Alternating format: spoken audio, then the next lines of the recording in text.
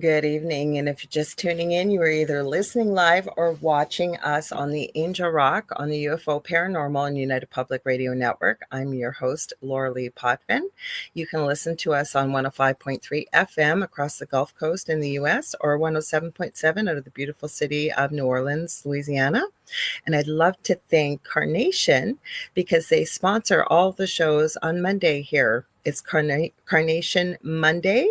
So we all pretty well, most people that are here from around the world seem to know Carnation, which is a great thing. So please continue to support Carnation because they support us and bring all these wonderful shows to all of you out there. A little bit about myself. Like I said, my name is Lorilei Potvin. I'm a Canadian psychic medium, a crystal Reiki energy healer, Akashic Records practitioner, spiritual teacher, and mentor. I'm also a registered nurse. Now if Julie's here, she's going to give me heck, but I'm a budding, I will say, learning how to get better at it, animal communicator. I'm also extremely well-versed in near-death experiences, having had one as a toddler myself, and I've studied them professionally and personally for over 40 years. And I always say I didn't go looking for the paranormal, it found me. And because of our experiences, I'm extremely well-versed in the paranormal. We've shared our story on the Travel Channel's Paranormal Survivor Season 4. Episode 9, and it's called Demonic Hauntings. I believe you can find it on YouTube or Netflix, probably Tubi, all over the place. So you can check that out if you'd like. That'd be great. I'd love to hear your thoughts. I will tell you, reality TV is not reality. I'm not ungrateful. I'm so glad we had the opportunity, but things didn't quite happen the way they showed it in the episode. But if you do see it, there's a beautiful red-haired lady that I did not know years ago when we filmed this episode, who is one of the consultants on the show, and she's our very own Michelle DeRoche, who has Beyond the Outer Realm on Tuesdays, and then her 2-night show on Wednesdays and Thursdays, The Outer Realm, and she's also our station manager. So what a small world, right? So if you like what you see, please, there's Julie Jean Bassett. I don't know if you were in here yet. I was talking about being a budding animal communicator, Julie. But I was going to say, if you like what you see, please like, share, and subscribe. Tell all your friends and family there really is something for everybody on the network. It's not all just UFO and paranormal. And I'm extremely, extremely excited to announce we have lots of new shows, but one that I was very happy to help make the connection is with Miss Beverly Rhodes. Most of you may not know her. She's from over in the UK. She popped in as a substitute guest very quickly a few weeks ago, Canadian May Long Weekend, actually, which is a week before Memorial Day. Long story short, she is going to be starting a new show on Wednesdays, I believe, 4 p.m. Eastern Standard Time here. It's called True Crime with a Twist. And I've never seen a show like what she's going to be bringing. She's an incredible remote viewer, is worked with many, many of the Alphabet Soup organizations across the world. And she's going to be bringing remote viewing, astrology, and many things into this new show. So I hope you guys will check it out. I know I'm going to be there. I'm going to be very excited about it. And if you'd like to watch us, we do have our own TV channel for the network. It is on Roku. And how you find our channel is you go to the channel store and you're going to type in UFO space P as in paranormal. You're looking for the drop-down list, which says UFO Paranormal and United Public Radio. And that's how you can see many of our good shows on there. Now, this this network does broadcast to every country in the world. I say this very proudly, we have been around with this network for over 25 years. So we stream multiple shows daily, 7 days a week. And when we're not streaming live, the archives server kicks into the last 25 plus years and randomly picks shows. So we really are live 24 hours a day. I want to make sure I've got everything here. I make myself a checklist here. Well, while you're all filing in, oh, hello there, Leanne Clark. That is my bestie. And she was on here last week with our other good friend, Debbie A. Anderson. And they were on the Angel Rock last week. So it's nice to see her pop in. Let me make sure I got everything here. You guys hang around too after this show in 2 hours. Preston Dennett and Dolly Saffron are up after us with the Light Gate, and they always have a great show. I think, so if you can't see us, you won't be able to join the conversation. And so if you'd like to join the conversation, I'll try and go through this quickly. There's different places you can go to and join people like Julie Jean Bassett, Leanne Clark. We've got Mish over in Australia. I think I saw Heidi Gall. She's from Colorado. We got people from all over the world in here that join us. We've got a wonderful chat. They are intelligent, kind, and you'll love joining us, and we'd love to have you. So you can go to my Facebook profile, which is Lorilei Potvin, my YouTube channel, which is the Angel Rock with Lorilei Potvin, same name under my LinkedIn profile. And then I think we are streaming on Instagram live. It's not behaving itself over how I usually do it, but it says we are live. We are also broadcasting on UFO Paranormal and United Public Radio Network on Facebook, also on our main YouTube channel, which is by the same name. We are on the network's Twitch channel, and I am also broadcasting on the owner of the network. And thank you, Joe, for providing this great space, Joe Montaldo's Rumble, and I think it's under Jojo Mon. So glad to have you all here. Now, Carole's been waiting patiently. You guys were going to send her lots of good juju because it sounds like thunderstorms are crossing her path. And I said, nope, Spirit's going to help us tonight. It's not going to knock you out there, Carole. So I just want to read her bio. Give me one sec here. I got to grab my glasses. Oh, hi, Connie Martins. We see a whole bunch. We'll say hi in just a minute.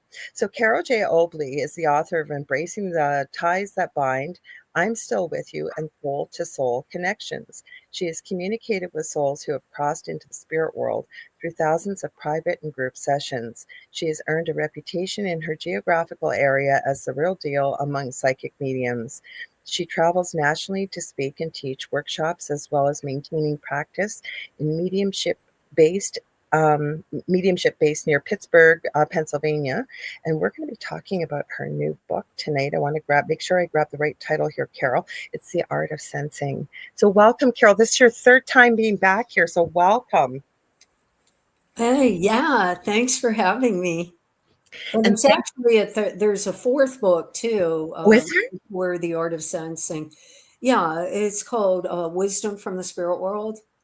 Was that the first book you were on with? Because you were on, it's my 6-year anniversary next month being on here. And I remember I had you on, and then you've had 2 books back to back very quickly. I had you on. So where did that one fit in that you just mentioned? That one is number 4. It was published in September 2020. I don't know, maybe we missed each other on that one because we just were talking off air about how great your publisher is, Gavin Lee Davies. He sends me the most incredible authors, and you being one of them as well. So let me say hi to everybody quick here. So we got Heidi Gall. She says, hello, Lorilei and Carole, much love from Boulder, Colorado. We've got Marie K. LOL. All she says, sorry. We got Mish. I always love to lovingly tease Mish. She's in the future because it's Tuesday over there in Australia. So she says, good day. And Heidi's put Carnation Mondays, Heidi Gall. Scrolling down. Hopefully I didn't miss anybody. We've got Julie Jean Bassett. I always give her a shout out. She's helped me so much with my own animals. So if anybody out there listening is looking for an animal communicator, you've got a pet that is doing things that are driving you insane, and you're at your wit's end and you're not sure what's going on. Like, why is this happening? I can tell you from personal experience, she has been able to help with my own. She can also communicate with animals across in the Rainbow Bridge, if you will.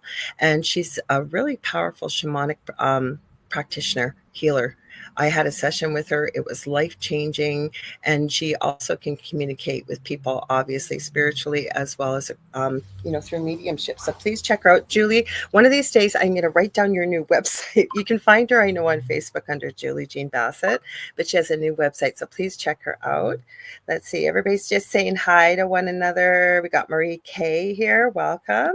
Let's see who else is here. Let's see. Like I said, Leanne Clark. And Leanne and I'm going to throw that out. We have been working on it finally. It's on me, not Leanne.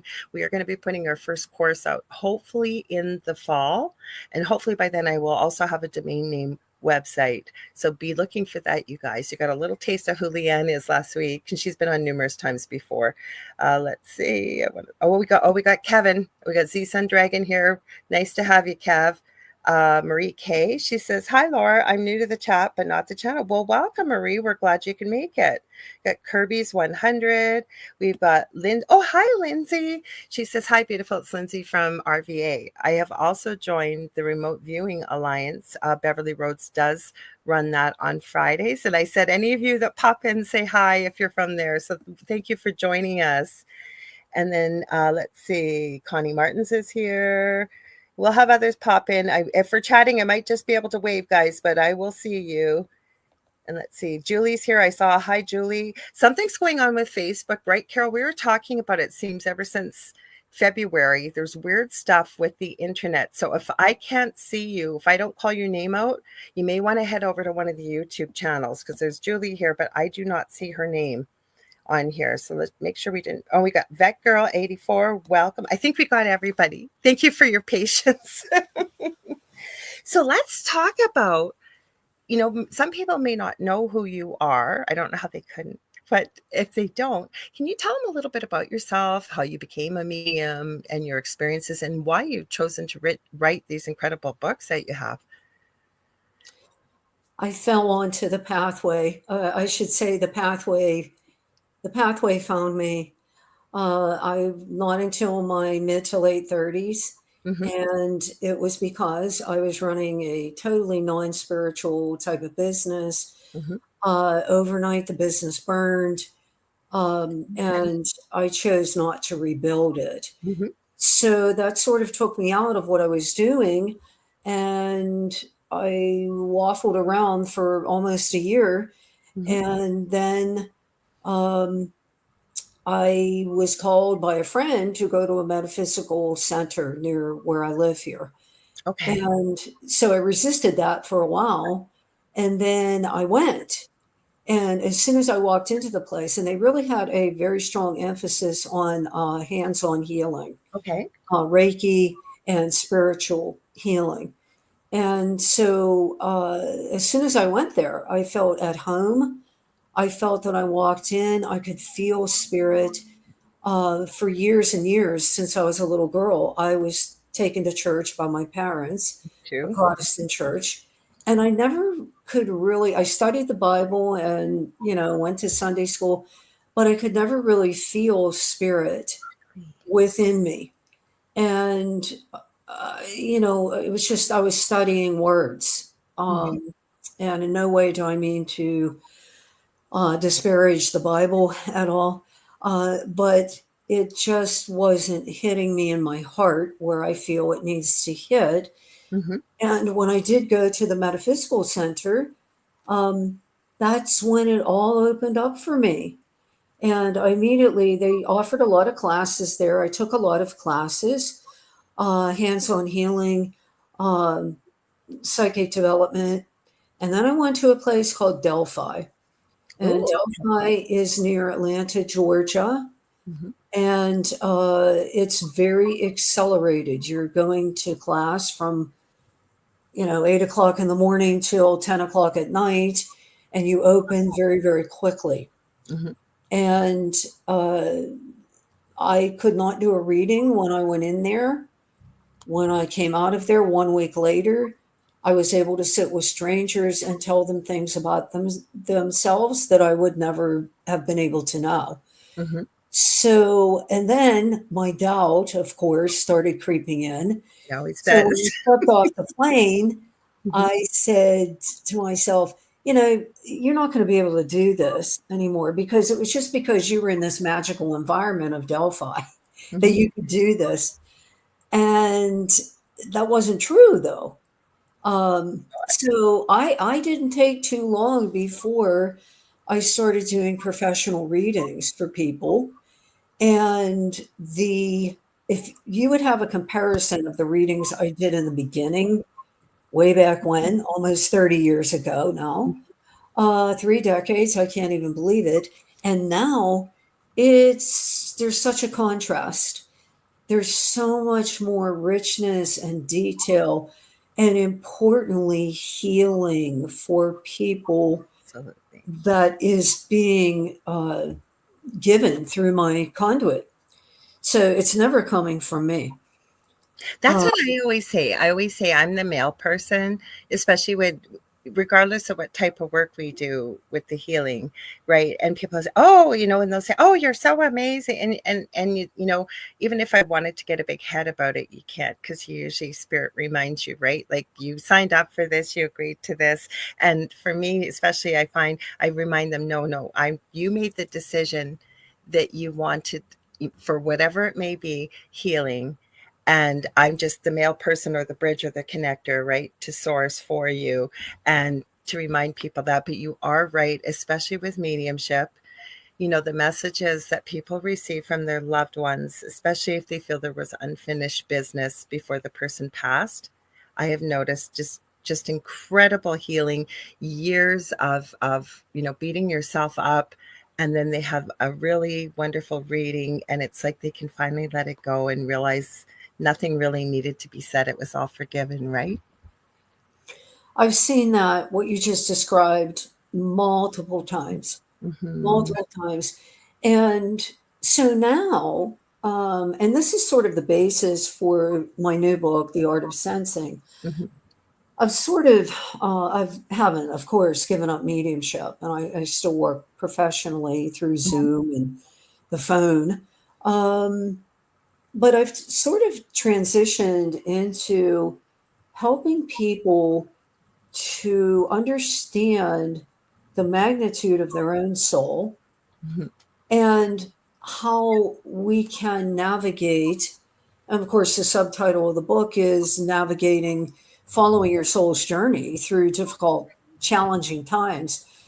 Because I've heard so much of that, and I've done many, many, many life guidance readings, Mm-hmm. and people, not knowing which direction to go A into, lot. or they're conflicted. This really peaked during the pandemic, Absolutely. where a lot of people lost their livelihood. Some people decided to retire. Um, and of course, people losing loved ones to, illness or whatever. And relationships breaking up a lot that you never thought you'd ever see Um, break up. Yep. And beginning too. Mm-hmm. yeah, certainly. So that's sort of what I call life guidance. And I've also incorporated karmic astrology readings in with my services too. I've been doing those for a number of years, studying the birth chart. And the birth chart is a map of the soul's language. The minute that non physical consciousness came into the physical, into the body of the infant, the planets were in certain signs, they were in certain houses. Houses simply mean areas of life of the human being. Mm-hmm. So I found that to be incredibly helpful for people. I've studied astrology for many, many years, probably not quite as long as mediumship, but certainly I've taken formal training in astrology and read many, many, many books on it. So it's another service that I offer, and I actually write about it in The Art of Sensing. There is a chapter in The Art of Sensing about the astrological birth chart and how it will give you insight into why am I here? Because that is probably the most common question. What is my purpose? That's what I get time and time again from people. Sometimes even after mediumship or evidentiary materials given Mm-hmm. with the spirit person, and then maybe it goes a little bit more into life guidance. What do I do with my life now? Why am I here on the physical plane? And so I felt very drawn to offer readers something to help them navigate through a common denominator we all have, and that is confusion and transition. There's a whole chapter on transition. Mm-hmm. You might have to describe some of these terms, because there, a lot of people I find will tune in, they'll say, oh, this looks interesting, and say, what does that mean? Or even karmic for yourself, because a lot of people, I think, really misunderstand what karma is. Like, karma is not a punishment, right? But there's that saying, I won't say the whole saying, but it's karma is a biatch, or wait till karma gets you. And I'd love to hear what your thoughts are on that when you said, karmic astrology. Karma simply means, well, it means two things, but they both mean the same. It's cause and effect, Yes. which is one of the natural laws. Mm-hmm. There are 7 main natural laws. There's a whole chapter on them in The Art of Sensing. We can talk about those, sure. And secondly, karma simply means memory. Mm-hmm. So, I don't know about you, but I certainly have some very painful memories. Oh, yeah. In my consciousness. I try, I don't know if you ever noticed, those things come up at the worst times. You're trying to fall asleep at night, and then, 24 years ago, I did that. I was so embarrassed, or I was so ashamed, or whatever. So it simply means memory. Mm-hmm. Because every thought, every action that we have is imprinted upon the ethers, right, or the non-physical energy, and it travels with the soul. So that's what the Akashic files are. I call them the Akashic files. In Wisdom from the Spirit World, I wrote extensively about the Akashic files and how everything that a person does is stored in those files. And if you know what you're doing, you can access them. That's part of my practice, what I do, and you are absolutely right. And then on top of it, and I just heard this from Spirit when you were speaking, the beauty in finding somebody that can access the records and or you call it the files, I call it the record, same thing. But there's a lot of wisdom to be gained from that. And even Leanne and Debbie, who were on last week, that are close friends of mine, we get together and we work with Spirit. And one of the things that's come through very clearly, plus there's been a lot of signs and symbols and reminders this week for myself alone, your ancestors. Never mind of past lives, right? We've already been there. We've already done it before. There's knowledge and lessons we've learned. And when we come to Earth School, I believe, right, we come in these dense, heavy, fragile bodies, usually with spiritual amnesia. But exactly some of the tools you've mentioned, astrology, going in there and finding the map of the soul and, the purpose. And then again, going into the records and finding out, there's so much to, again, I'm going to say Spirit just said so much wisdom can be gained from going in there and asking questions. My mentor used to say, go into the records and play, have fun. She used to say, take a look around, ask questions, and I found it a really effective tool, definitely. Mm-hmm. It is a good tool. There are many. Yes. Yep. I have never presented mediumship as a cure-all for grief. It is one tool in the toolbox. There's psychotherapy, there's breath work, there's connecting with nature, there's journaling. There are many different tools, and I always recommend people use a combination of those things. Absolutely. To have the optimal experience. Delving into, it kind of reminds me of that expression, I believe Shakespeare in one of his tragedies, know thyself, to thine own self be true. Mm-hmm. So it meant more than telling the truth. What it meant is know yourself and know that shadow. Definitely. There's so many shadows that manifest to us. And until we really, within ourselves, from within our subconscious or the Akashic records files, until we really study those and understand them, and it does require gut honesty. It requires one is fearlessly seeking within self. Mm-hmm. And, whenever a person is a conduit, you, me, whoever out there, someone who's doing healing, someone who is doing readings.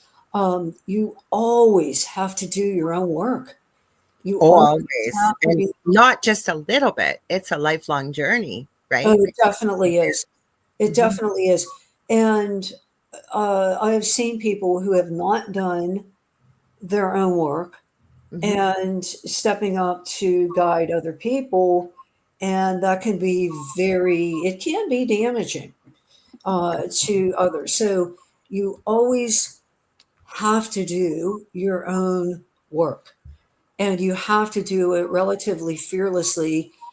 Yes, it is oftentimes painful, but you're either going to do it now or you're going to do it later. I would rather, I think, do it now, so I'm not, carrying it into the next lifetime or into the spirit world Mhm. when I pass over. So, uh, It can this. manifest physically. I didn't mean to cut you off. I'm going to pull out a book that I use quite a bit in my practice because that's kind of what led me, because I too started doing this work later in life, never realizing it. I've been using it my whole life. I just didn't have a label on it, nor was I fully immersed when I was working as a nurse. But even the fact that many of the things that happened, there was no explanation for why. Say, the last room I would have checked on a night shift, I heard that inner voice say, "You must go into that room right now." And the poor gentleman was just keeling over, having a cardiac arrest, or many other things, right? I was following this guidance and hearing it, just not knowing what it was. But for me, what really started this for me, I'm going to be 60 in August. I was so ill when I was 30, I almost died. They couldn't find out what was wrong with me because I was literally, my body was eating itself from the inside out because of I hadn't dealt with the issues of childhood and the pain and the things you're talking about. And I use this book quite a bit in my practice. It's called The Secret Language of Your Body by Ina Segal, and it gets into the emotions and using color therapy and energy. But the reason I mention this, and I concur 100% with what you're saying, and I say this often on air, off air, it's always so easy when we see someone, maybe it's a friend, it could be anybody, and you can see what the problem is, why they're having the difficulties they are. But it's when we have the courage to hold that proverbial mirror up to ourselves and to step away, to be objective, but to really be courageous. Some of the things you've just mentioned, and really dig deep. It can be messy, it can be painful, but we have to do that, right? I just was loving what you were saying about doing our own inner work, especially when we're working within this field. What are your thoughts on that?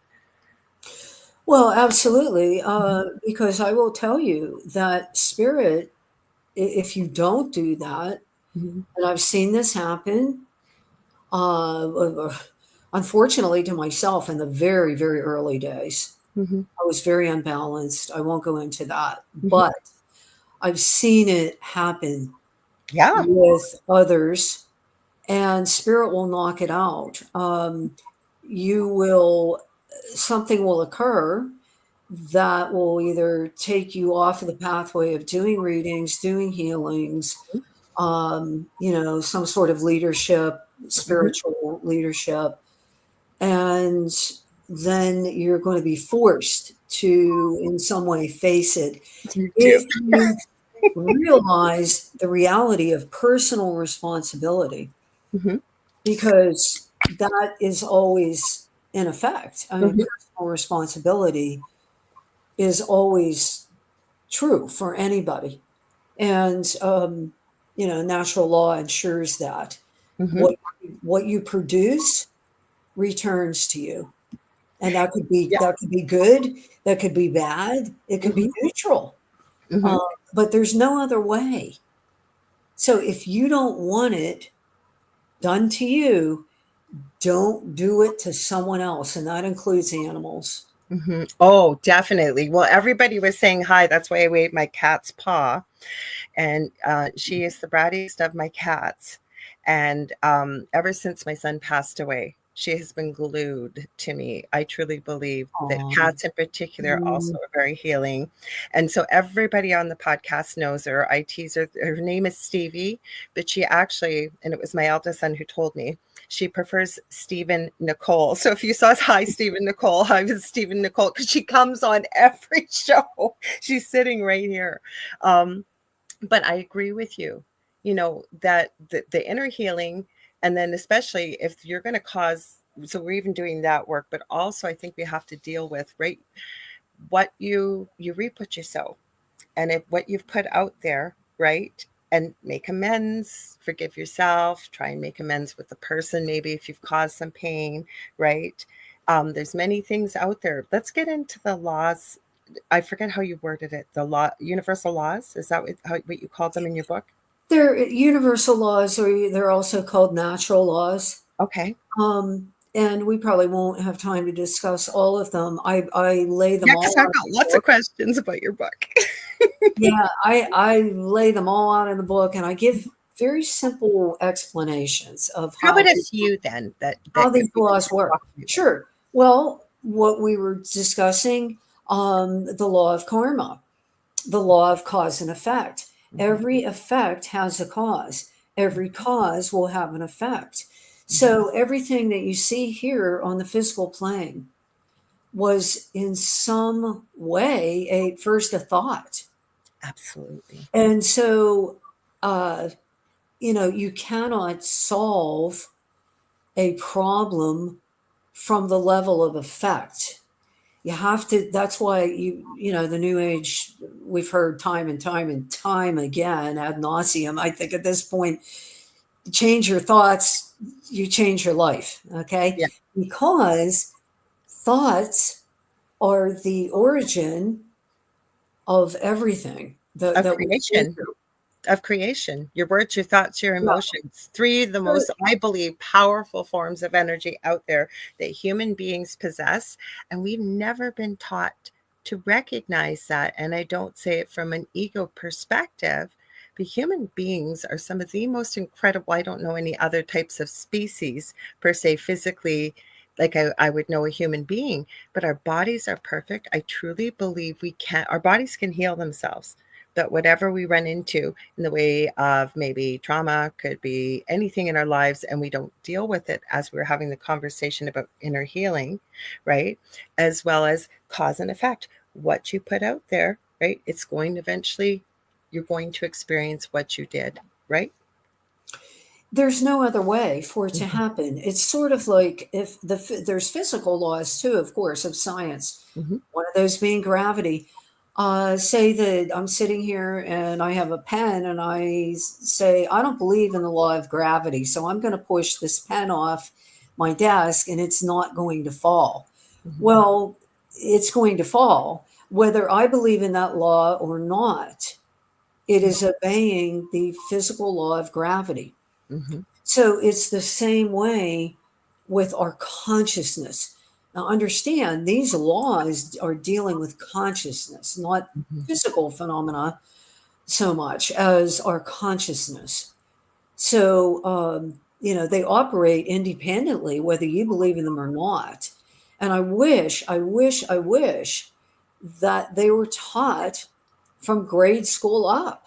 I agree. So that people would consider a behavior or an action that they're going to take, they would really understand that, okay, I go out and I hurt somebody, or I steal from somebody, or I, God forbid, murder somebody. Yeah. Mm-hmm. I'm really hurting. That it hurts that person, but ultimately that circles back to me. And that, in a nutshell, that in a very simplistic form, is the law of karma. And it's the golden rule, right? We've all heard this since kindergarten. Do unto others as you want them to do unto you. And so that has really, the study of natural law has really, really made an impact on my life. That's what I live my life by, is through natural laws. And I even taught a couple of workshops on it at Lilydale, New York. I've had some friends there that one of them used to call herself my adopted mama. She's no longer Earthside anymore, and I miss her so much. But she used to go to Lilydale quite a bit. I don't know, maybe you ran into her, Lois T. Martin. She was a numerologist and astrologist, and she Hmm. used to have a show on Blog Talk Radio called "I've Got Your I've Number." heard that. I've heard that name. Oh, she was a Name doll. I the loved her. name sounds familiar. Mhm. So another law is the law of polarities. Okay. And that means that there is always opposites Okay. operating. Gotcha. Hmm. And so, we have dark and light, we have Hmm. masculine, feminine. Hmm. The law of polarity says there are always opposing forces that Hmm. are there. We have up and down.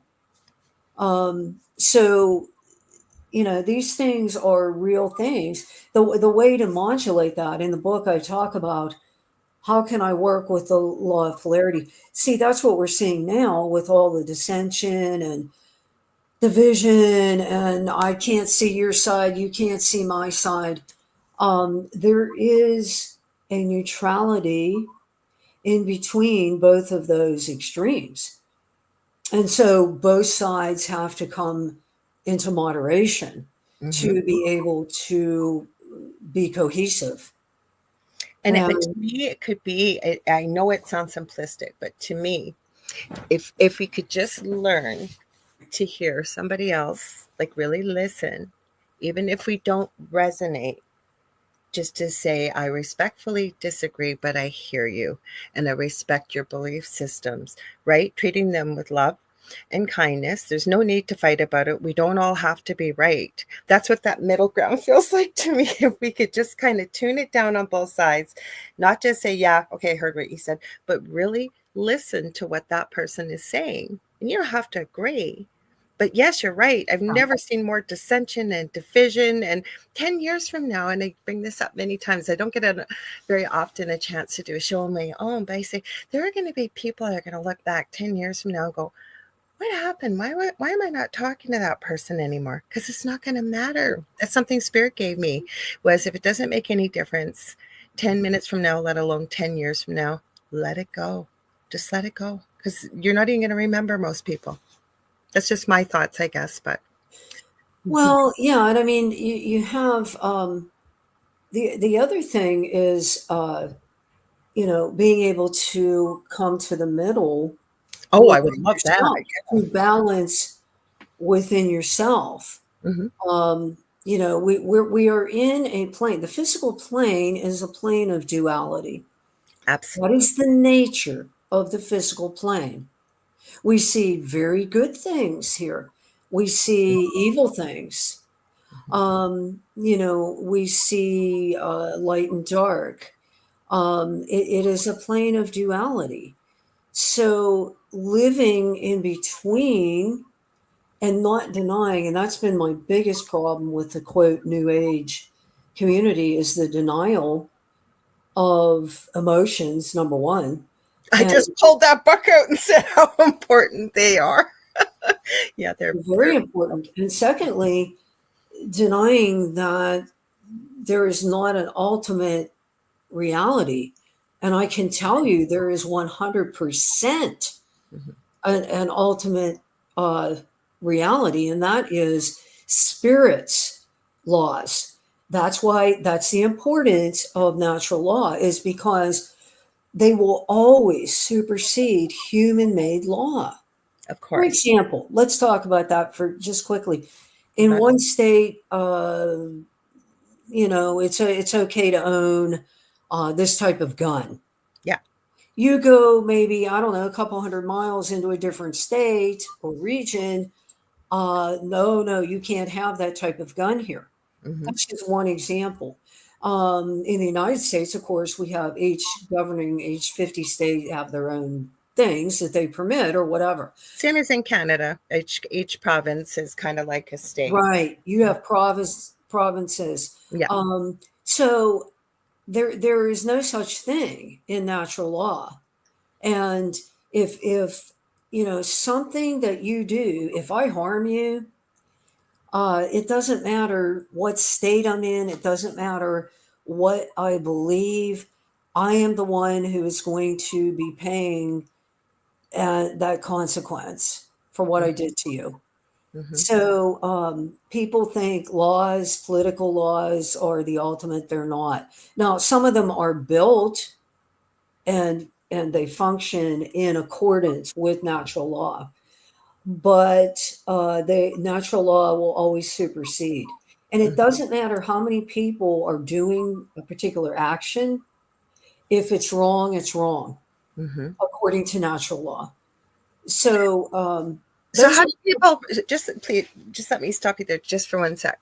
So for people listening to this, because I'm sure you've run into this with your practice and I have, and the easiest way it's been able for me to explain some of these things, right? Because we look at things because we're in a human body at the moment. So we expect that the laws say cross the veil, going back home to source, the universe, whatever we want, that those laws transfer over there. So for example, just like you said, if somebody murdered somebody, and what kind of justice or retribution or punishment are they going to receive on the other side?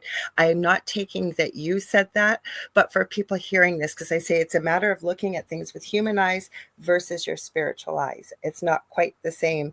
Would you be able to explain that maybe so people sure. can understand? I know you can. I'm Yeah. hearing that from spirit better than what I'm saying. Well, no, it didn't. No, what you said was correct because it is different. You Mm-hmm. see, that in all of my books, I wrote about the soul's perspective, that consciousness that we call the soul, that Right. is indestructible, that carries on after it leaves here, that is eternal, that is a part of God, Mm-hmm. or what I call spirit. Mm-hmm. That is a very different perspective than the egoic or the rational mind or Yeah. the personality. And that is all explained. I explain it in Wisdom from the Spirit World, but also in the Art of Sensing. I mentioned that too. So you look at something, when we die, we're given a life review. Probably all of your listeners have heard about that or read about that. And Mm-hmm. we do get the life review because it is an assessment. And Wisdom from the Spirit World, I call it the soul's report card. Okay. So nobody's judging anybody. Nobody The is. soul looks at its choices. The soul, I should say, the personality's choices, because the soul is always divine. But the personality or the ego, Mm-hmm. we know operates outside of a totally different reality. It completely always sees duality. It always sees defensiveness. Mm-hmm. So when we die and we get that life review, we're judging ourselves. But we see, I could have done a lot better there. I could have made different choices. I could have treated um, somebody with understanding instead of, I don't know, judgment. So, nobody, and this is the difference between organized religion and spirituality. In organized religion, it's always about a judgment that comes from a higher power, from God, whatever. Fear-based. Fear-based. Mm-hmm. Fear based. Mm-hmm. When in reality, the soul is taking its own assessment in Mm-hmm. 12 step. I'm a graduate of 12 step. I mean, I've written very openly in my books about recovery from alcoholism. At the age of 25, I was dying. It was really bad. So I entered into 12 step. Well, one of the steps in 12 step is we took a searching and fearless moral inventory. That's one of the 12 steps in But recovery. nobody wakes up one day, and the reason I say this is I have been around alcoholism my whole life. I haven't been an alcoholic, but I have been since the day I've been born. And nobody wakes up one day, and I don't think this is what you're saying, but for people listening or watching, nobody wakes up one day and says, I think I'll become an alcoholic or drug addict. There is some pain there eventually, right? That eventually you're numbing it for whatever reasons. There's many, many reasons. But what I wanted to add to you, first of all, thank you for having the courage to share that with us. And as well as, I don't know all the 12 steps, but what a powerful step you just shared. How much honesty and Yeah. courage that must take to dig that deep. Well, And it's part of my story. It's part of mhm, my story, and I'll tell you why. And this is what I want people who read the book mhm. to understand that. And we have the chapter on the Dark Knight. I wanted to go there. I want to go to soul We'll pods. go I got so there. many things I We'll want to go ask. there. So, one of my dark nights was the journey of abusing alcohol. Um, but see, rarely when we're in the middle of this stuff do we understand what's going on. I mean, No. first off, your mind is not numbed, by the chemical or whatever. But it's in hindsight, and that's why they say hindsight is 2020, because when you look back and you go, oh, I've done this. If it wasn't for that journey, I wouldn't have become very interested in spirituality. Mhm, Because what happened was at the age of 25, 26, 27, I spent roughly 15 years in 12 step. I spoke all the time. I mhm, attended discussion meetings, women's meetings, all sorts of things. Um, but if it wasn't for my discovery of my spiritual nature, the higher power that 12 step talks about, mhm. which can be anything, it doesn't have to be the traditional God in Absolutely. the Bible, the Christian Bible, Mhm, I wouldn't be here sitting here talking to you, because that very painful time in my life, that dark night, mhm. brought me onto this pathway. In addition to the fire that I described earlier, but that very painful, and I did that to myself. Nobody made me drink, obviously. But that brought me to where I'm at. And it also gave me an enormous amount of gratitude. Mhm. And gratitude, for those who don't know, gratitude is high on the vibrational scale. Yes. If you have a scale of vibration, and at the bottom, it ascends in terms of a higher frequency. Gratitude and joy are near the top. Mhm. Grief, depression would be near the bottom. Now, we all have grief at some time. We're all going to have somebody we love pass over. I just went through this, and with the words you're saying, if you don't mind me interjecting, my son died January 15th. I was telling you off air, and in my arms. And the first couple days, I kept saying his name was Justin, but I called him Jesse, and I kept saying, Jesse, why now? Like, what? Why is your journey over? And I was so glad that I could have that communication. But I remember saying to Spirit, I hate feeling this way. I really hate it. What can I do? And what I was given was the only way to the other side is through it. And to give yourself that grace that some days are going to be a good day. Some days, maybe not so much. But the other thing was to find those moments of joy, no matter how little they are or how small, find those pockets. And I'm telling you, and by you sharing your story as well, you know what? It's what gets you through it, including that your soul goes on forever. I know I'm going to see my son again. We're going to see our loved ones again. Of course, we'd all love to have them here physically. But That's the great comfort. To me, the great comfort is to know mhm, it that, is. and not only because I am such a passionate animal lover. Me too. Uh, Mhm, yeah, I am vegan. I went vegan about 7 or 8 years ago. mhm. Anyway, I've done many, many, many readings, and the person's pet will appear, and it always chokes me up. Yes. Even when I'm doing readings, I'm very detached when I do readings. Mhm, I mean, not cold, but I have to stay, you know how it is. You have to stay detached, because if you get down in there, you're not going to be effective. Right. But I have seen so many pets that have come through, and it brings me so much joy as the conduit to relay that to people. And I've then, gotten proof. I've told this story so many times. Sometimes she pops in. Years ago, I was talking to this woman. We were acquaintances. Hi, Maurat Ali. And she was, I didn't know this about her.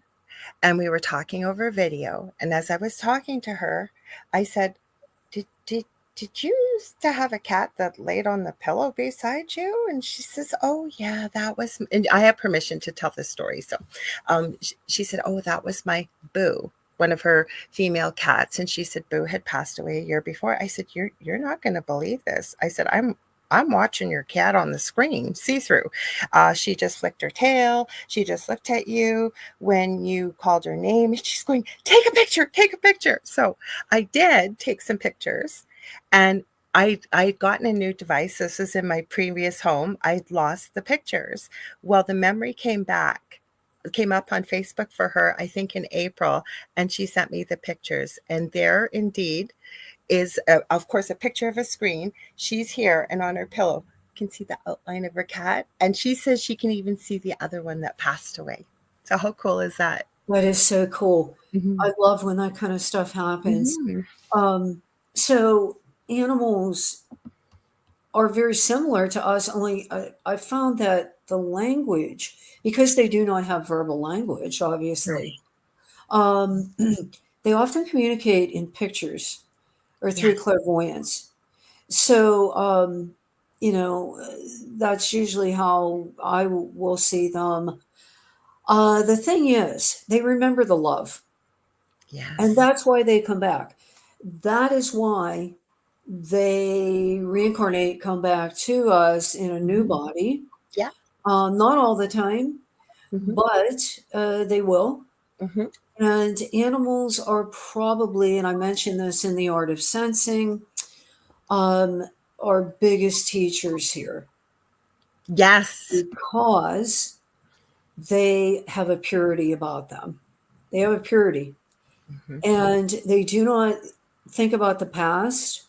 They don't worry about the future or the state of the economy, or, you know, gee, I wonder if God's going to take care of me. I'm building my nest here, and what if a wind blows it down? You know, animals don't do that. They live in the now. They're And in the same the reason present why, moment. yeah, I think that animals can see spirit. And I also think very young children can, Yes. because children's work is play. They don't have exactly what you just said, thinking about anything. They are unconditional love, just as animals are. I always say you don't get the animal you necessarily want, you get the animal that you need. And their work, like they live in the now, right? And that word's already in the past. Exactly. They don't worry about, like, I love that example you just gave, that Yeah. they don't worry if the wind's going to come and blow their nest down. They Or just, am I going to have enough to pay my rent? You know. mm-hmm, mm-hmm, So we have a lot to learn from them. mm-hmm, And that's one of the things that I advocate, is connecting with children and animals. mm-hmm, If you're going through your dark night, mm-hmm. and somebody just said they live in the present moment, they absolutely do. Can we talk about that? Because some people may have heard it because it's become a more popular term, but no, a lot of people I found don't know what I've heard it referred to as the dark night of the soul or the dark night. Could you Sure. please explain a bit of that? I know there's more in your book about it, but for people that don't Yeah. know. So the dark night of the soul was first experienced by Saint John of the Cross. He Mm-hmm. was a Christian mystic. And oh boy, I believe this was probably back in the 1600s. Okay. Um, and I have the data in my book if you really want the date, but it was a Mm-hmm. long time ago. And he was very, very dedicated to God, right? Mm-hmm. Um, but he went through a period of time where he felt abandoned by God. He felt alone. He felt left by God for whatever reason. And he didn't really title that writing Mm-hmm. The Dark Knight. That came later. He St. John did not title it that, but he wrote about the experience. And it sort of reminds me even of Christ when he was on the cross and saying, "My God, why have you forsaken me?" Because all of us will have that moment where we feel, why me? You know, why is this happening to me? Why do I feel abandoned by God, by other people?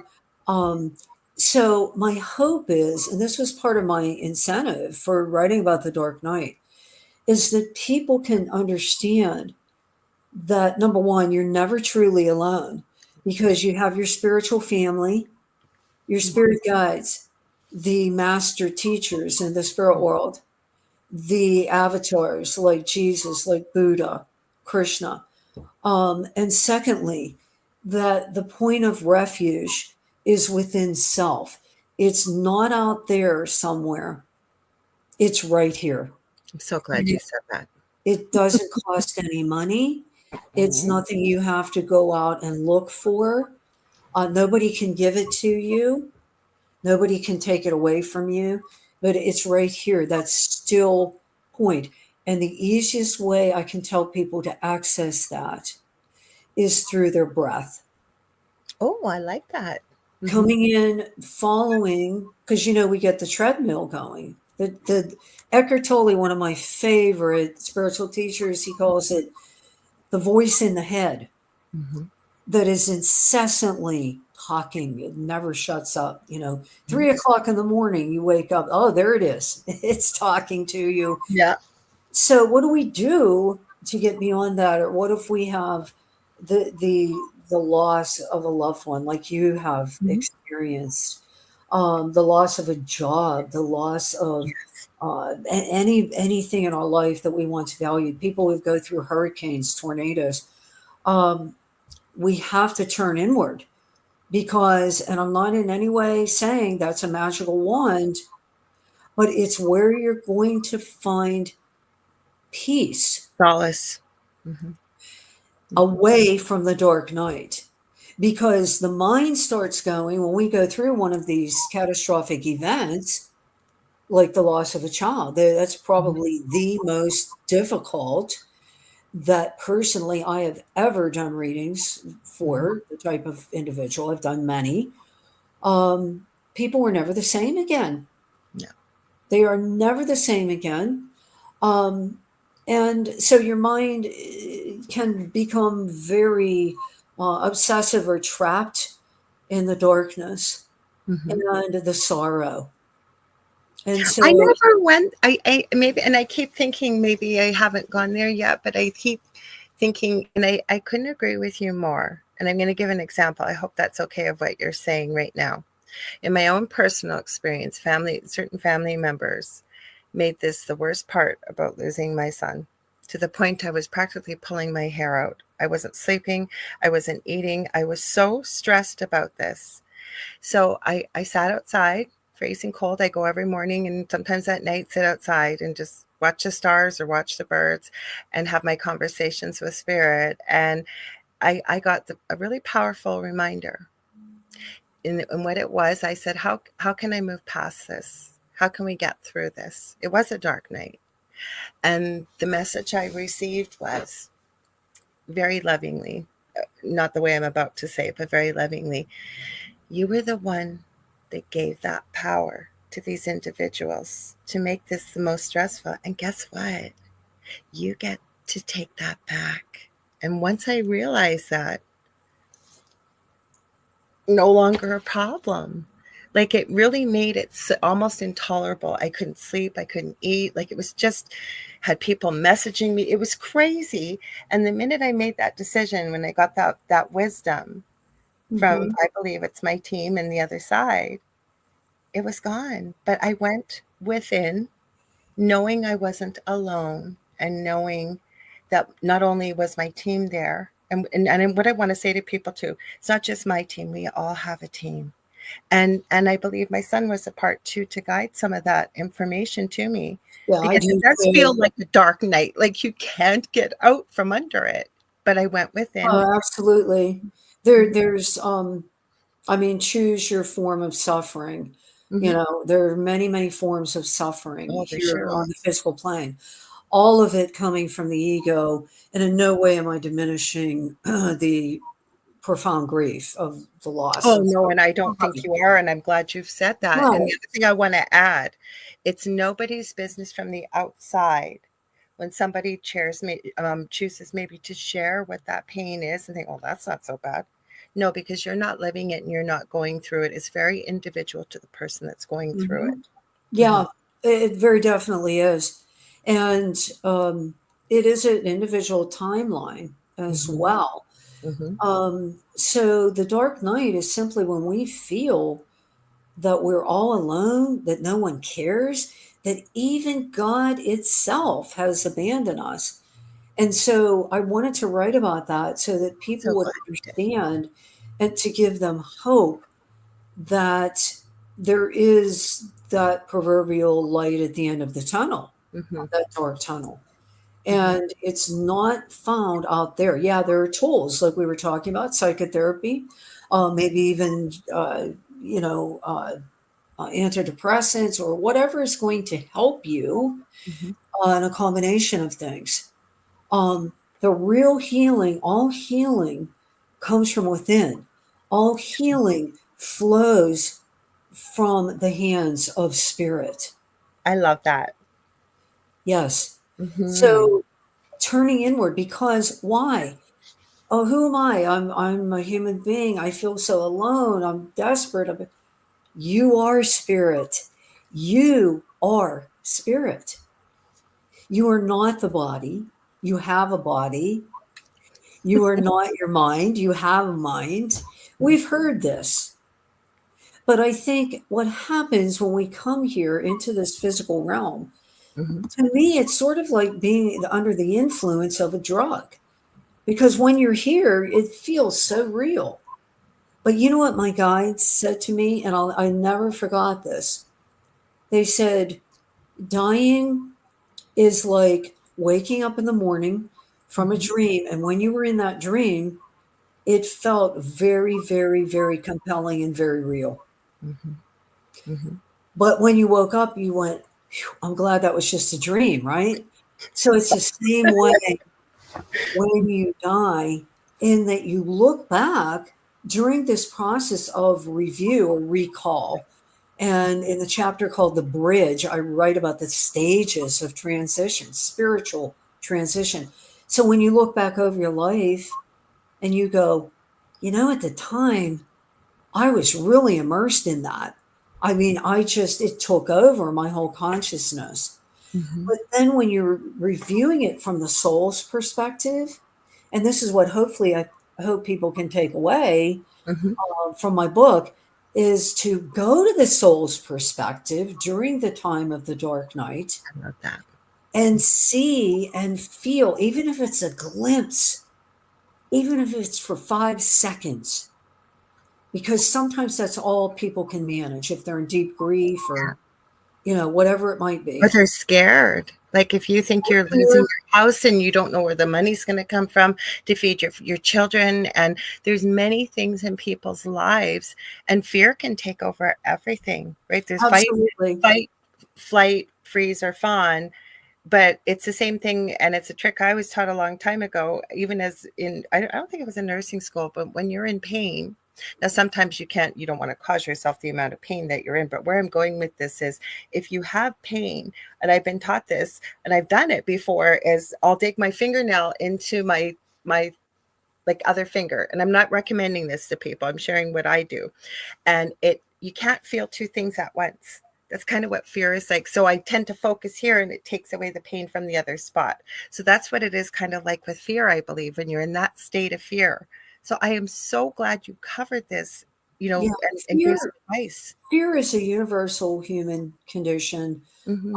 I'd like to meet a person who says they never experienced fear because I wouldn't believe it. Me. But fear stems from the ego because fear is from the faulty belief that of separation, that Hmm. we are separate from spirit, that we are apart from spirit.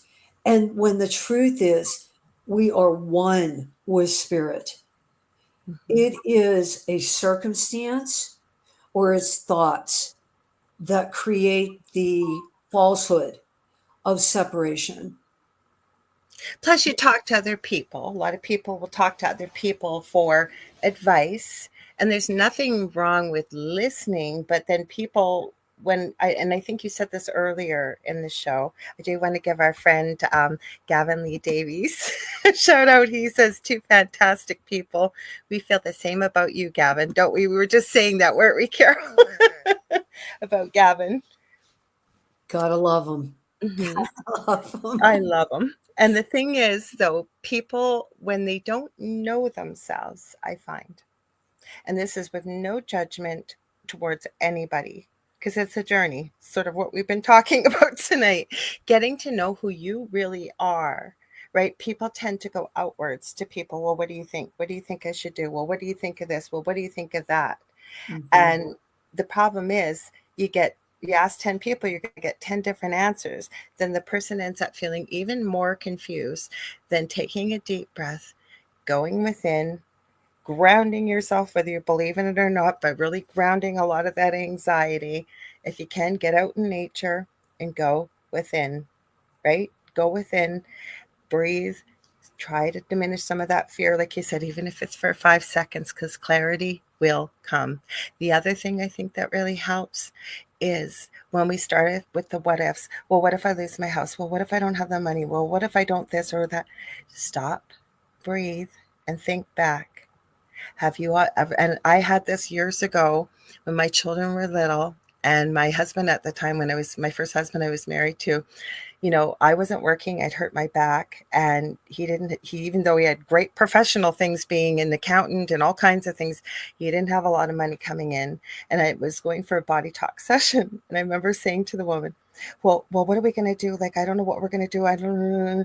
And she said, do you have a roof over your head right now? And I said, yes. She said, do you have food to feed your children? And I said, yes. And she said, so basically you have everything you need right now. And I said, yes. And it really got through to me. It was a life-changing moment to remind me that we have everything we need now. And I think when we look back on our lives, right? It's kind of like that, one of my favorite poems, Footprints in the Sand. We never really are alone. And if we're willing to take that jump, the safety net will appear. And if it doesn't, something else will eventually come up, pull you in a different direction, usually to something better, I find. What are your thoughts on that? Yeah, well, that's the part that requires the high spiritual quality of faith Mm-hmm. and also trust. Mm-hmm. Those are two very profound spiritual qualities, faith and trust. Mm-hmm. And so, um, I just read, I get an inspirational magazine, and just before I came on the show, I read the verse from the Bible where Jesus had said, consider the sparrow, I'm paraphrasing, consider the sparrows. Does my Okay. father not feed them and take care of them? And then he says something I don't particularly agree with, but how much more valuable are you? Because I believe all life Mm-hmm. is equally valuable. You cannot say one species is more important than other. Agreed. But he was trying to drive home. Again, he taught so many wonderful parables, Mm-hmm. and so that people could absorb these sometimes very high spiritual teachings. Mm-hmm. That spirit takes care of every living being in one way or another. Mm-hmm. So, but that also requires our part. Our part is the second section of the art of sensing, which I titled Surrender. Ooh, I can't wait to hear more. So, surrender doesn't mean I'm weak and vulnerable when I give up. Surrender, in a spiritual sense, means I am going to enter into or step into the space of allowing. And I'm going to allow my soul, which is part of spirit, which is Mm-hmm. spirit, to lead me, to guide me through this challenging time.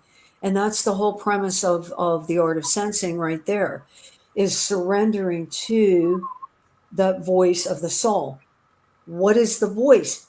It's something you have. It's something everybody listening to the podcast has. Intuition. Intuition is the voice of the soul.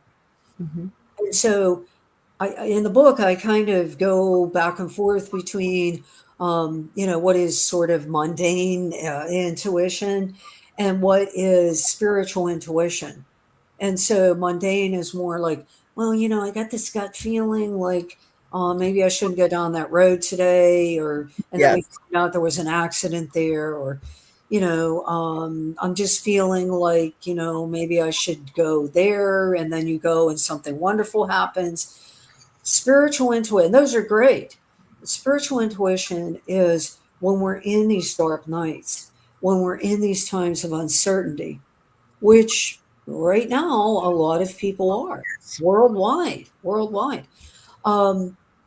What do we do then? So surrender means there is a higher way. There is a different way that in the end always works out for the best, even if we Yeah. can't see it at the time. And that's where trust comes in. I have to add that some of the worst things that have ever happened in my life, lost my home, which was extremely haunted. Could I have fought for it? I wasn't, because I didn't pay my bills, and it's too long of a story to get into. But I made the choice. I had a friend that said to me, maybe this is a sign to just let this go. And I did. I've never looked back. I've never regretted not fighting harder, and I could have fought harder, and I didn't.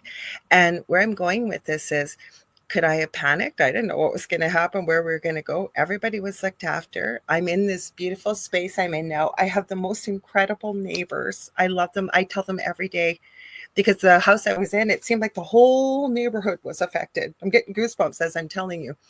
And you know what? Rather than what if, just trusting and knowing that we would find the perfect place to be in. And it was. Even when my son that passed away, I was terrified. He'd only known his bedroom in the old house. And I know I'm giving a lot of personal examples, but hopefully this might resonate with people. And because he had autism, he didn't do well with change. So his room was the first room we set up as the minute we had internet, because he loved to play video games. And I was really dreading bringing him here, because I thought, oh dear Lord, what if he has a meltdown? What if he just can't cope? Well, surprise, surprise to me, he walked in and he said, oh, Mommy, I love it. But that was the fact, right? Like, instead of worry, I'd already trusted that we would find the perfect place. So just giving it up, like you said, the surrender. Yes, it all does Yeah. work in the end. It does. I look in my own life, when I look back at the times in the early days of doing mediumship, Mm-hmm. when I wanted this to happen or I wanted that to happen, and I want to be on radio, and I did end up being on many radio stations, and now on national radio coast to Mm-hmm. coast, and many podcasts like yours. Mm-hmm. So I realize now, if I would have done that, if my ego would have taken over and goes, okay, we'll get you on radio, we'll go do this. There was supposed to be a newspaper article. Okay, we'll get you into that. Yeah. The timing was off. It was my ego's timing of desiring that. Yeah. And I thought, well, I should be here when I'm here. Yeah. So, that's the meaning of surrender, is surrendering in the moment Mm-hmm. to what is, and that can also include, and I mentioned earlier about acknowledging feelings. Mm-hmm. You have to acknowledge feelings. That doesn't mean you have to become stuck in them. So allowing them to come up, because feelings are what? They're energy. And we know that energy is not created or destroyed. Right. Yeah. So, Mm-hmm. but allowing them to come up, this is the whole idea of mindfulness. You do not get rid of thoughts or emotions. You allow them to arise. And then what you do is you return the attention to the breath. Because as you were saying earlier, the mind cannot focus on two different things at the same time. So by putting the attention, or body awareness, that's another form of mindfulness. You start with your feet and work up the body. That works too. That you can do it that way, and the mind is busy then temporarily. Yes. And then the more that you do these things, and by the way, in the art of sensing, there's exercises in every chapter. Oh, I'm glad you added that, because I didn't see that Yeah, part of it. So they're simple. They're simple. They don't cost money. I mean, these are things you can do quite easily. You can do them at home, or out in nature if you want. So the idea is to not get rid of what we're feeling or what we're experiencing. We have to allow that to arise as it is, because you've heard that saying, what you resist persists. it Okay. did, but you have to feel it. Like, that's what I was saying, the advice I'd been given from Spirit. Even though I hated the feeling I was feeling, Spirit was right. So if, like, I haven't had a lot of bad days percent, but if it was a bad day, I'm not good about crying. Crying is so healing, and I know that it really releases a lot of emotion and energy. Just as a child, I was always told, you know, I'll give you something to cry about, or, I was too sensitive or whatever. So you kind of, you carry that with you sometimes into adulthood. Well, I gave into it. I surrendered to it. So if I needed to cry, I cried. If I needed this, I needed it. Because that's where I was going with that from Spirit. Exactly, kind of, I think what you're saying here is you've got to process it. The energy has to be moved. So, you've seen people that swallow whatever that feeling is down, and it just sits there, right? And that's where, when I pulled out the earlier book that I use a lot, that's where physical dis-ease can come from. So I agree with you. You've got to feel Yeah. it. You've got to process it, move it. Well, the thing with, disease, and that's a whole other topic, but it Well, I'm will, hoping you're going to come back another time, because we have the best conversations. I love talking to you. I will do so. Thank you. Disease can get thoughts or Hmm. emotions that Hmm. are not processed, Yep. can get lodged within the chakra or energy centers Hmm. in the body, and they can get lodged in the tissue. Absolutely. So, you cannot separate, and this is where allopathic medicine has gone off the pathway of what's correct. They Mhm. tried to separate. I think it's slowly changing, but not Slowly. totally. But they tried to separate the body from the emotions and the mind. You And the can't. person, that's the purpose of holistic treatment, is to address the whole person. Mind, body, soul. Yeah. Hmm. So, not that there absolutely is physiology that goes on, at cellular levels in the body. That's all science and biology. But there's also the energy of emotion and thoughts, Hmm. and, our spiritual consciousness too. Hmm. So, hopefully, the art of sensing will sort of give people a few techniques to understand this is in your control. You are not a victim. There's a great danger in being a victim. Oh, yes.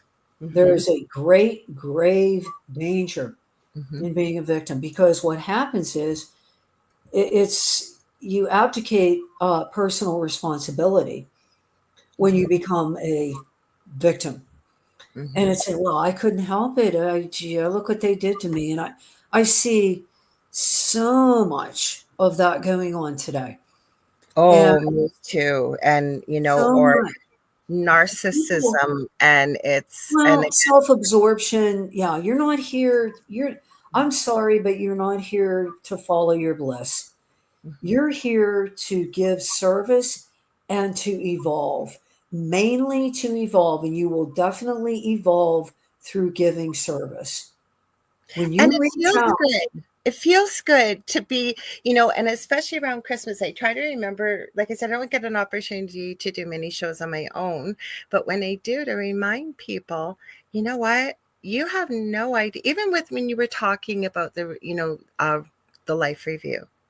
And the way I've seen it and Spirit has shown me, you almost get to experience as a soul going back home what the other person felt as a result of your actions. Plus you also get to see, maybe you held that door for that little old lady, or you gave her a smile. It doesn't matter if it's a little old lady, who it is, you gave them a smile. They looked like they were sad and they were hurting. And many people, especially NDEs, even have talked about, come back from that experience. They had no idea.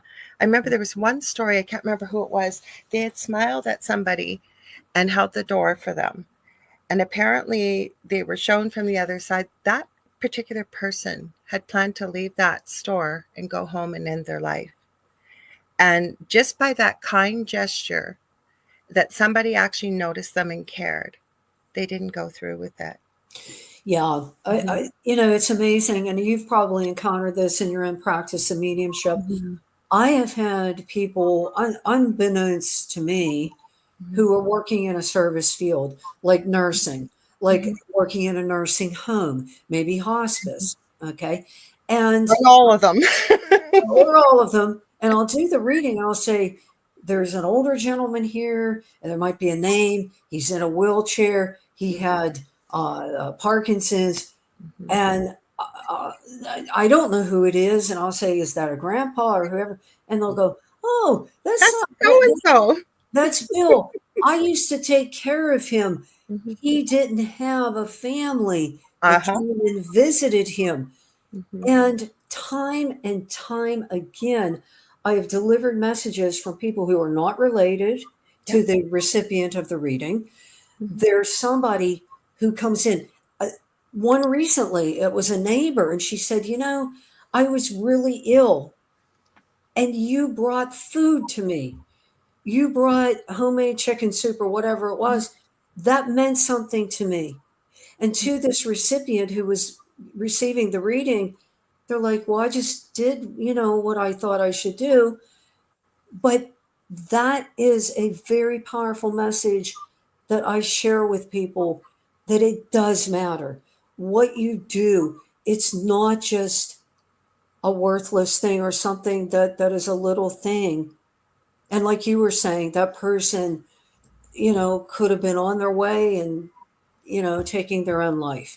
Well, I'll share this with you. I discovered my mediumship gifts later in life as well. And what really got me was just before Christmas one year. And I had been off for quite a while already with my back. And you guys have Barnes and Nobles. We have Chapters. It's a big bookstores. And when I worked in the NICU, we had 27-week-old twins, a brother and sister.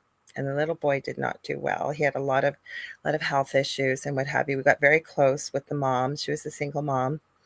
And then I ended up evolving with my nursing career, working out in the community, doing community nursing. And who did I run into but that little boy, now 6 years old. He had cerebral palsy and was in a wheelchair. And then this was years later. I was out Christmas shopping and I ran into his mom. And as soon as we saw one another, we hugged each other. And I heard, usually I get teary, and I'm sorry if I do, but I just love this little guy. He said, tell my mommy I love her. And then she told me he had passed away a couple weeks before. And I already knew. And then I ran into other patients that I had looked after that I knew I had run into, like that I'd run into family members or people who had knew them. And the signs were so powerful that that's what pulled me into this field. But that's exactly what you're saying, right?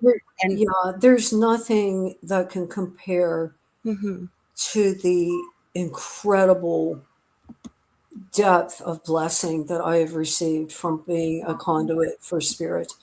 I could not put a price on it. It has changed me.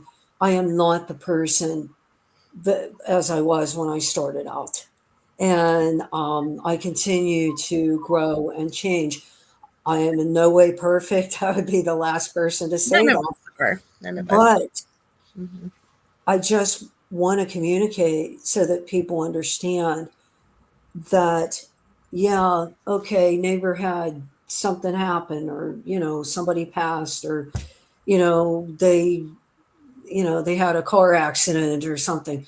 You stopping over, giving a thing of cookies, or that's just one example, but there are many, many, many. Sending a card. I still send physical cards in the mail. And that's rare. I love them. I'm Mm-hmm. old school. I love sending, and I have a whole bunch of them here. I get them free in the mail because I donate to a lot of charities. Aw. They send me that type of stuff. But that means something to somebody. And I will tell you that you will see that in your life review.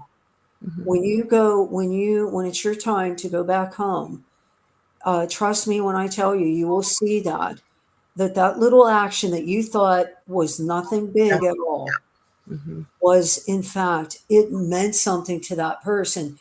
And how about this one, Lorilei? You will feel what that person Yes. felt. Yes, I agree. When you opened that card, when you knocked on the door and brought food, when you lend a helping hand in whatever way, you will feel, when you watch your life review, you will feel what they felt. Yeah, and that's just it, right? So usually when I will have a show, or I'll try and post things that are motivational, people being kind to random strangers, and I always put after it, it's a good thing. And bonus points, and not that anybody's looking for bonus points. I'm being facetious, but bonus points when you don't tell anybody, because I think it's a bigger gift to yourself when you can brighten somebody else's I day. think you're right. I Mm-hmm. think you're right. Mm-hmm. And because then you totally take your ego out of it, right? Mm-hmm. You Mm-hmm. totally take your ego out of it. And, you know, I think the ego and the personality should be servants of the soul, not Let's the talk other about way that. around. Let's talk about that, because I know that was one of your points about the difference between the personality and the soul. So I'd love to hear your Yeah. thoughts on that. Mm-hmm. So all of us have a personality. That's Mm-hmm. what makes us unique. Yeah. And believe it or not, we choose. I wrote a whole bunch about this in my previous books, previous to The Art of Sensing, about how the soul chooses the personality, Yeah. along with the parents, along with Yes. the culture, along with just about anything else, maybe taking on a physical condition like your son had, became autistic or whatever. Mm-hmm. So there's always a wisdom in the soul for whatever it's taking on. Mm-hmm. So the personality is what makes you unique. Nobody Right. in the world is you. There might be people like you remind me of somebody or whatever, Mm-hmm. but nobody is uniquely, specifically you. Right. So that's the personality. And the personality is really an extension of our rational mind or the ego. Right. And but we have the personality has different qualities. We could be fun loving, we could be kind, helpful, compassionate. These are all qualities that we could have. The soul is sort of above that. The Right. soul's consciousness transcends that. So why I said the personality and the ego should be servants of the soul and not the other way around Mm-hmm. is because we all have seen what happens when the ego leads the way. Oh, yes. All Mm-hmm. you need to do, everybody, is turn the news on for about 2 minutes, and I guarantee you'll see the results of the ego leading the way. And it never turns out good. Well, I mean, look at the history of humankind. I mean, that's the ego, Mm-hmm. right? And now there's lots of good things there too, Mm-hmm. but we're talking about wars, which have existed since the beginning of time. And Um, serve no purpose. And I'm not getting political, guys, but they really don't. Just a lot of innocent. no, they don't. And it's always resistance. One of my favorite spiritual texts is A Course in Miracles. I am now the fourth time now studying one verse per day because Okay. that book is so deep. It's powerful. Uh, it's unbelievable. I have favorite verses from it. But one of the things that it said, and this one came out not long ago, in my defenselessness, I am saved, or something along those lines. So the ego sees it the exact opposite, right? I need to defend myself. I need to stand up for myself. I need to do this or that. Where a course is talking about being like the little child. We know that verse too. You must become the child again to enter the kingdom of heaven. And Yes. that means not literally becoming a child in years, but becoming innocent. And that means going away from the division or the judgment of our own mind. What I want to ask you with what you just said, because I agree 100%, but what I still haven't quite figured out yet, and I know that that's one of my things that I'm working on while I'm here. I know that's one of the reasons why, but boundaries, because there's a difference, right, from what you just said, but also standing, and I know what a boundary is. We do not need to be right. We do not need to argue and be hateful and hurtful, but it's okay to stand within the knowledge that sometimes you do have to say no more or enough, but there's a certain way. But again, I'm hearing from spirit that you will be able to explain this probably much more succinctly than I can. So I hope this sheds some light on it. But a long time ago, my spirit team said to me, Carole, keep your slate clean. I said, what do you mean? Yeah. They said, if somebody hurts you in whatever way, don't retaliate because that goes on your slate. Mm-hmm. The other person, that's on their slate because that came from them. Now, that's very difficult for most of us Especially when it keeps because happening over and over and over. Say it's a family member or Mhm, it's a coworker where you would like to stand your ground. You do not have to retaliate. mhm, But and maybe I'm saying this mhm. wrong, but I think it's okay to stand your ground and say, no, no Oh, more. absolutely. That's one thing I've noticed is that with some so-called spiritual Oh, yes. people, they lack boundaries. Hmm. In astrological terms, it would be they lack a strong Saturn Hmm. because Saturn creates boundaries. Neptune, the spirituality planet, is like, come on, everybody, let's float in the pool, Hmm. let's float in the sea of life.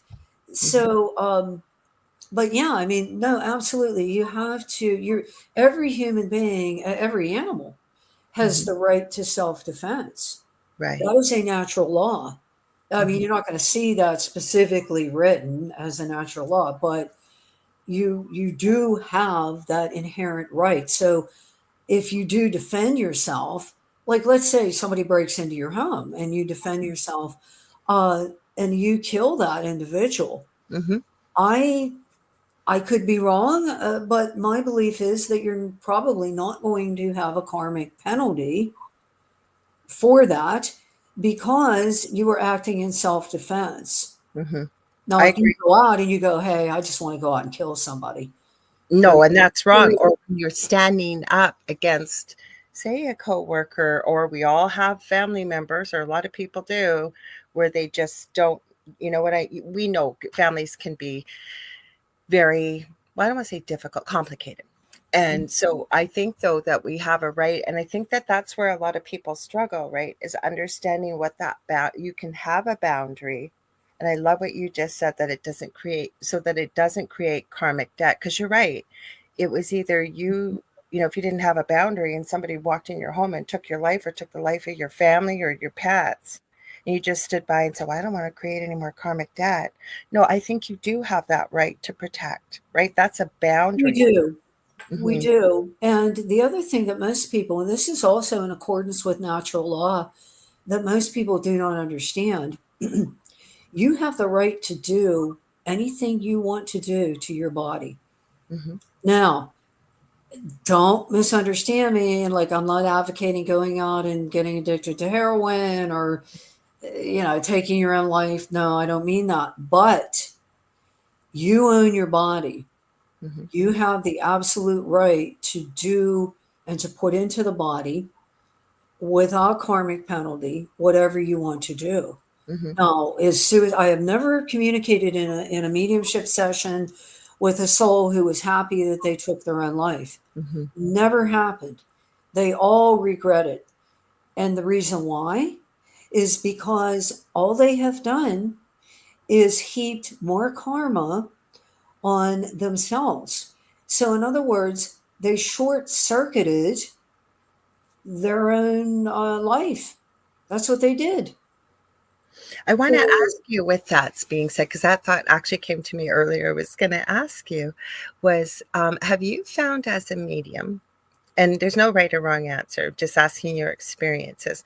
I have found that people that do take their own lives, a lot of the time, it's almost like the phone's off the hook for a bit. It's almost like they have to enter into specific types of healing to be able to deal with it, because the implications of their actions, and I'm not judging them, right? But you're exactly right. There's not one person has come through and said, oh gosh, I'm so glad I did that. Like because they cut short other people's lives, future generation. There's many other implications, right? absolutely, that's a very good point.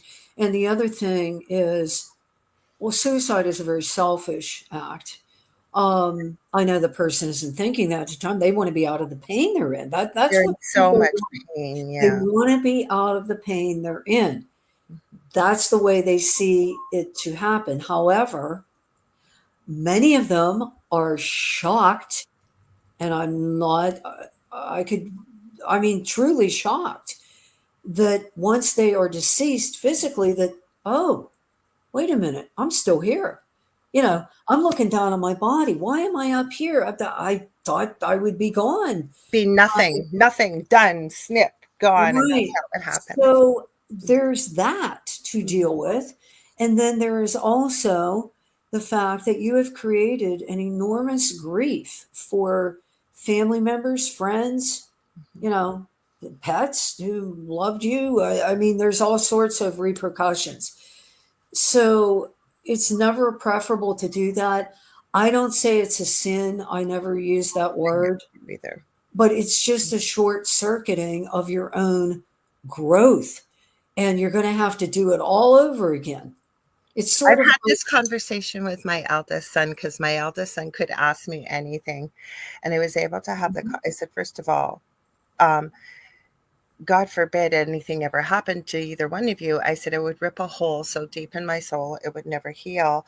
And then I had to explain to him, he was quite young, like not young, but teenage years. I said, what it is most loved ones never have the answers unless a note is left. But even then, the guilt, the pain, and the friends, exactly what you said, the person that does it is out of pain, but everybody behind it, it totally, I don't even have the words what it creates for so many other people uh, who live this I don't into. know how people get through it. Really, I really don't know. And I don't know because I've never lost anyone to suicide, I but haven't. I can't imagine Mhm. finding a son, a daughter, a husband, a wife. I just, Mhm. I can't imagine the immense pain and grief.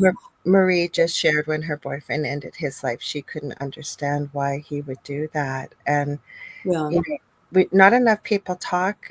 Well, you hear about it, but on the level that we're Mhm. talking about, we're almost out of time. This is the fastest show I think I've done in weeks. And I don't know if you've seen the comments. So many people have been saying, please have you back. Please have you Um, back. Usually people say it at the end, not during this show.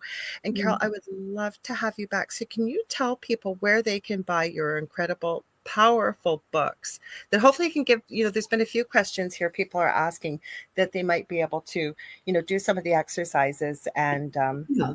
mhm, My website is soulvisions.net, mhm, and all of my books are available through my publisher. Well, I shouldn't say all. My first is self published, but it is on Amazon. It's called Embracing the Ties That Bind, Connecting with Spirit. mhm. Books 2, 3, 4, and 5 are also on Amazon, Kindle, and my publisher, collectiveinc.com. But you can get an autographed copy from me. I can't beat Amazon's prices. But wherever you're inclined to buy it, and I do welcome reviews on all of my books. You'll see a bunch of reviews there from Still With You. That was also published by Six Books. That's the imprint of Collective Ink. So they're all true to my personal experience. Everything that you see in my books is not embellished. It's true as it is unfolded in my career in mediumship and my personal revelations, what's come to me. But you can contact me through my website if you are interested in booking a mediumship session, a life guidance session, an astrology session. That's soulvisions.net. I want to Thank you so much for having me. This has been a pleasure. It has been an absolute pleasure. Like I said, I'm booking in, though, you guys, into November. We've got tons of great guests and shows, but holy cow, I can't believe we're almost booked into the end of the year. I want to thank you again for being here, Carole. And I wanted to address one of these comments because I agree with you, and then I'm going to let you know where to find me. But don't go anywhere because Dolly and Preston are coming up next with the light gate. Connie, you are absolutely right. Unaliving, I'm going to say because we're on YouTube, is a touchy subject, and one could never understand what the other person is going through. Absolutely, 100%. And my heart goes out to anybody that is going through this. Please, if you are, reach out. I don't have a number in front of me. I didn't know we were going to talk about this, but there are many places you can reach out for help, and please do. Because sometimes a day or two can make a world of difference, and the world can look completely different.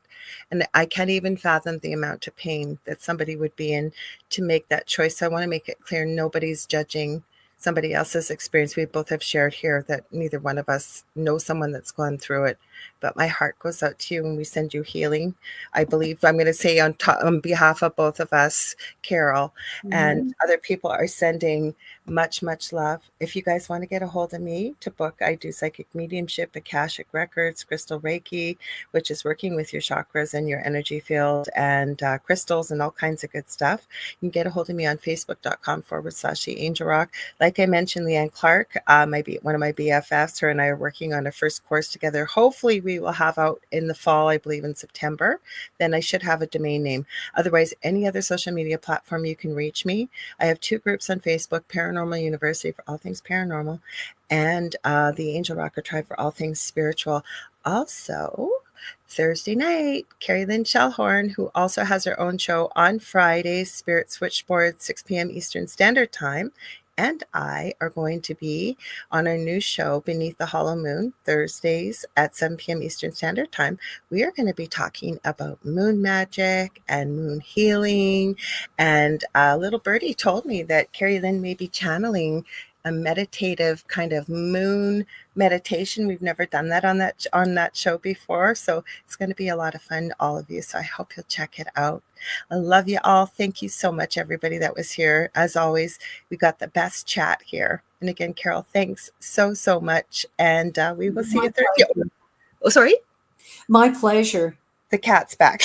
Also next week, Iona Mead he or she came in to say good night. Thank you. Yes, Stephen Nicole. I wanted to let you know, I forgot to mention Iona Mead from the UK is supposed to be here next week. Hopefully she can make it. I know we had a scheduling issue the last time, but she's been on before, and you guys have absolutely loved her too.